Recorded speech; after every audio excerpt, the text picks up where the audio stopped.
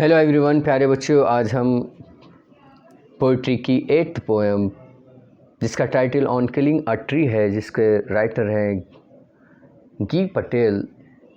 इसके कविता को पहले हम पढ़ेंगे, उसके बाद हम इस कविता के सेंट्रल आइडिया को समझेंगे। तो शुरू करते हैं। It takes much time to kill a tree, not a simple jab of the knife will do it. It has grown slowly, consuming the earth, rising out of it, feeding upon its crust, absorbing years of sunlight, air, water, and out of its leprous hide, sprouting leaves.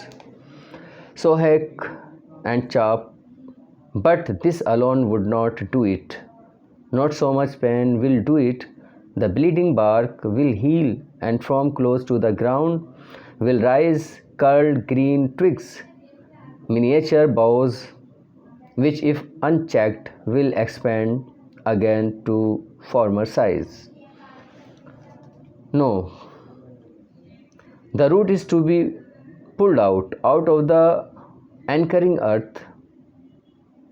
It is to be robbed, tied, and pulled out, snapped out, or pulled out entirely out from the earth cave, and the stand of the tree exposed, the source white and wet, the most sensitive hidden for years inside the earth. Then the matter of scorching and choking in sun and air, browning, hardening, twisting, withering, and then it is done.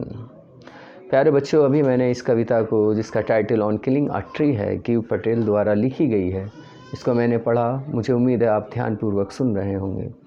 अब इसके central idea को हम समझते हैं। ये जो कविता है, एक पेड़ की हत्या के लिए एक निर्देश नियमावली है। ये अपने पाठक को बताती है कि पेड़ जीवित प्राणियों के समान हैं, पेड़ों में भी जीवन है, जिंदगी है। उन्हें काटा नहीं जाता, बल्कि उन्हें जड़ों से जो मिट्टी में गहरी जमी हुई है उखाड़कर समुचित तरीके से उनकी हत्या की जाती है। आप देखते हैं लोग चोरी छिपे बड़े बड़े वृक्षों को काटते हैं, और क्या करते हैं, वो सिर्फ उसके तने को नहीं काटते, उसकी शाखाओं को नहीं काटते, बल्कि उसकी जो जड़ें जो भूमि में दूर तक फैली हुई हैं उसको भी उखाड़ कर फेंक देते हैं, उनकी हत्या कर देते हैं। कविता के द्वारा कवि हमें बहुत सी शिक्षाएं देता है। सर्वप्रथम सबसे पहले वह पेड़ के साहस और शक्ति का चित्रण करता है, जिसके द्वारा वह हमें शक्तिशाली और दृढ़ निश्चयी बनने की शिक्षा देता है। इसके बाद वह बताता है कि बुराइयां पेड़ की जड़ों के समान होती हैं। जो बुराइयां होती हैं वे पेड़ की जड़ों के समान होती हैं। वे हमारे अंदर गहराई तक समाई हुई हैं, और यदि हम ये महसूस करते हैं कि हमने उनसे छुटकारा प्राप्त कर लिया है, वे अचानक वापस उभर कर सामने आ जाती हैं। अतः बुराइयों को समाप्त करने के लिए हमें सर्वोत्तम प्रयासों के द्वारा इन्हें जड़ों से उखाड़ना होगा। तीसरी बात यह है कि हमें ये कविता सिखाती है कि हमें हमारे प्रत्येक कार्य का उचित अंत करना चाहिए, अर्थात हमें कार्य पूरा करना चाहिए, अधूरा नहीं छोड़ना चाहिए। अंत में ये कविता निवेदन करती है कि हमें पेड़ों को नहीं काटना चाहिए, क्योंकि वे हमारे जीवन के स्रोत हैं, हमारे जीवन के स्रोत हैं। हमें काटना नहीं चाहिए, हमें वृक्षारोपण करना चाहिए, हमें इस धरती को वनों से आच्छादित कर देना चाहिए। जहाँ भी हमें मौका मिले, जहाँ भी कोई बंजर भूमि है, जहाँ भी कोई ऐसी जगह है कि वहाँ पर हम वृक्ष लगा सकते हैं तो लगा दें, उसमें संकोच ना करें। वृक्ष होंगे तो वायु होगी, वायु है तो जीवन है।